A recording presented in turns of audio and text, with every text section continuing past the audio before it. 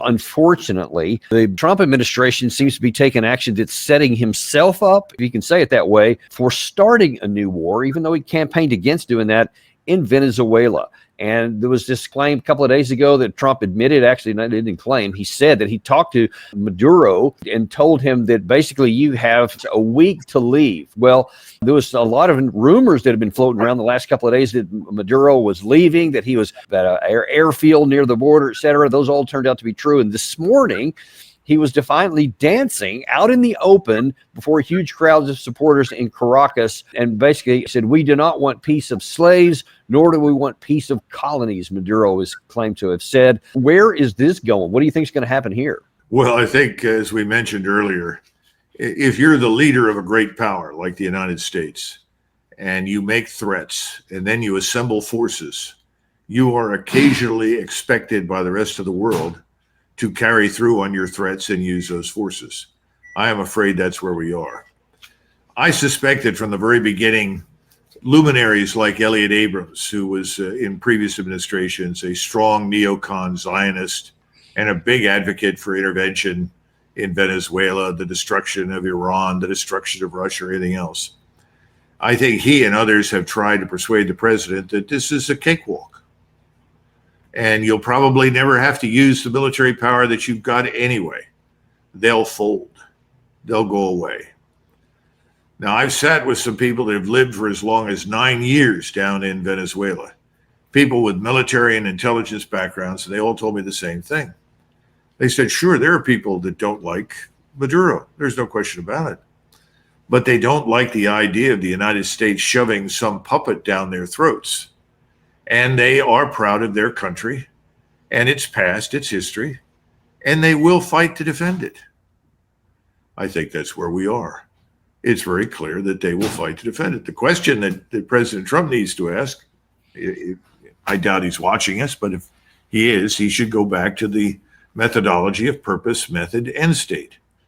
He should ask the military and the State Department leaders that are behind this, what is the political military objective for our military power? Or what are we really trying to achieve with military power? And is that objective that you're going to, explain in detail actually attainable?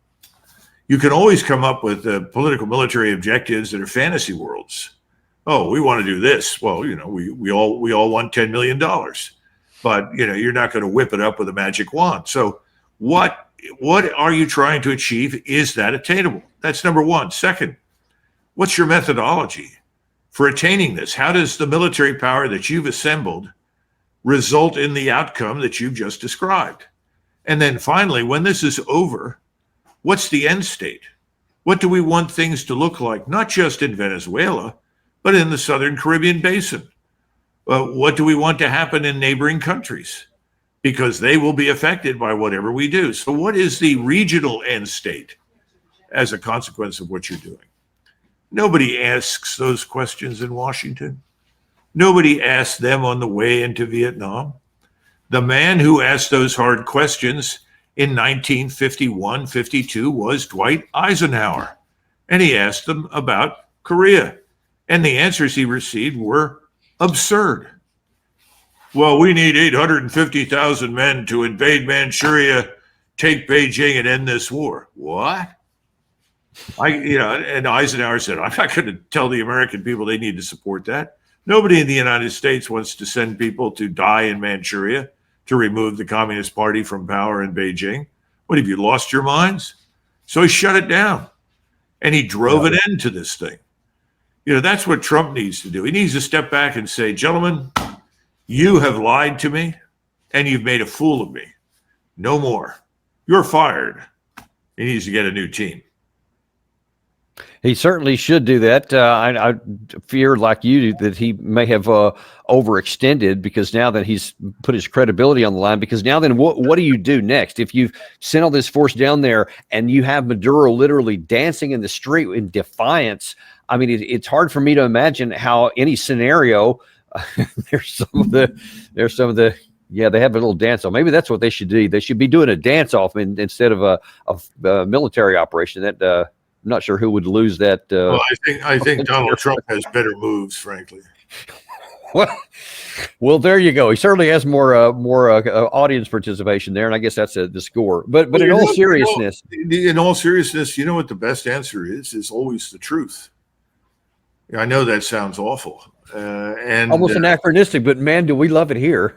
Yeah, but it really is. And Winston Churchill once said, "I've had to eat my words on more than one occasion, and I always found them a full and sufficient meal." And I think that President Trump needs to say, I've re-examined all of this, and I don't see how our military power is going to result in the kind of change that we would like to see. And so I'm withdrawing our forces, and we will turn to other ways to achieve our ends in the future, one of which will be to talk directly with this government and see what we can achieve. And in the meantime, stay tuned, because in the next week, I will have announcements about new members of my team. There will be some changes in my cabinet and my advisory staff. But to do that, he'd have to be Eisenhower. He isn't.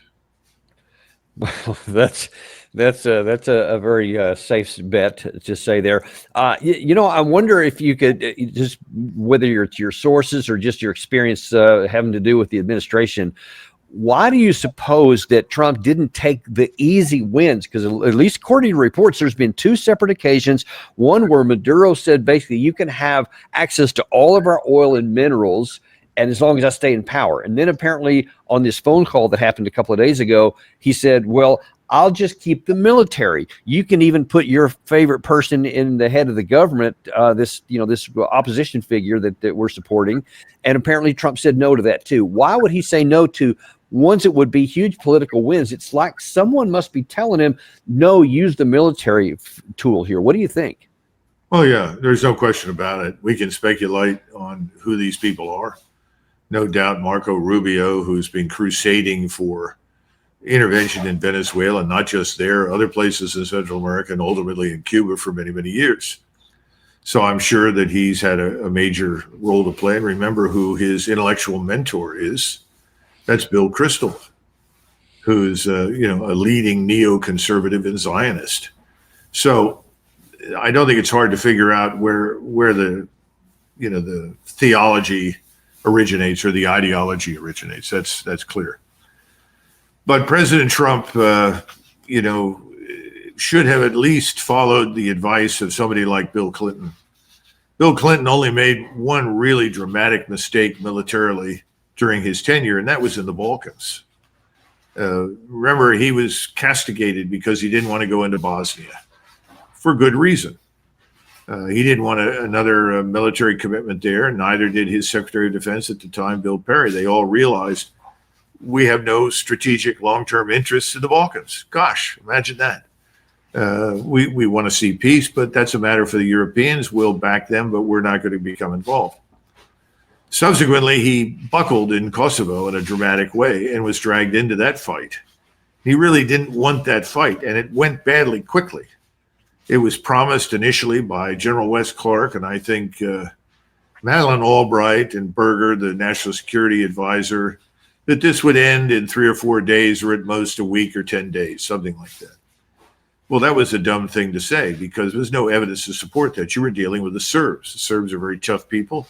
600,000 of them died fighting the Germans under occupation. Think about that. This is not something that you're going to witness in Serbia. The Serbs are not going to all fall apart and bend down and beg forgiveness. So this thing ultimately ends on day 78 because you send Strobe Talbot to Moscow to negotiate a deal and promise the Russians billions of dollars. I don't know the details, but that's what ended the thing. And we bombed the living daylights out of everything that didn't move because that's all we knew how to do at that point. And it was very clear that President Clinton said there will be no troops on the ground. I'm not going to become involved in a land war.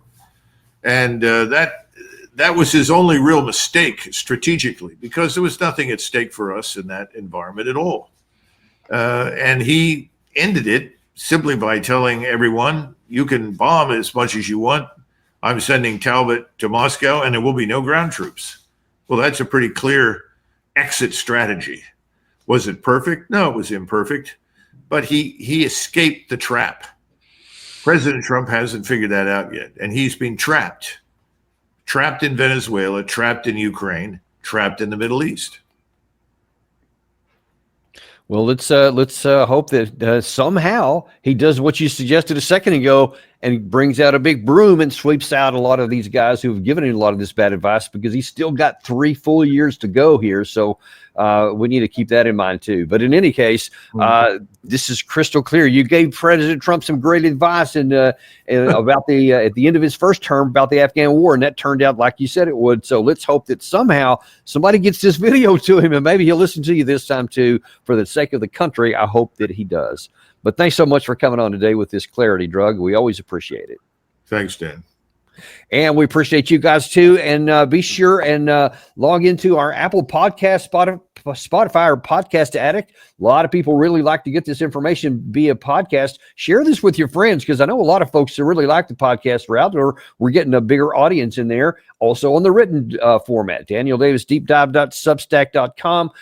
You will find us sitting there too, and be sure and share that with your friends who like the written form. That's also a place we're expanding into. We've been expanding also onto Rumble, so you can find us really in all kinds of places here, because we are unintimidated and uncompromised to bring you the truth, no matter what it is. And we want to make sure that we get this spread to as many folks as possible. Do us a favor, like and subscribe if you haven't, but even more so if you have, share this with somebody else on a format that they really like. Thank you very much, folks. We'll look forward to seeing you on the next episode of the Daniel Davis Deep Dive.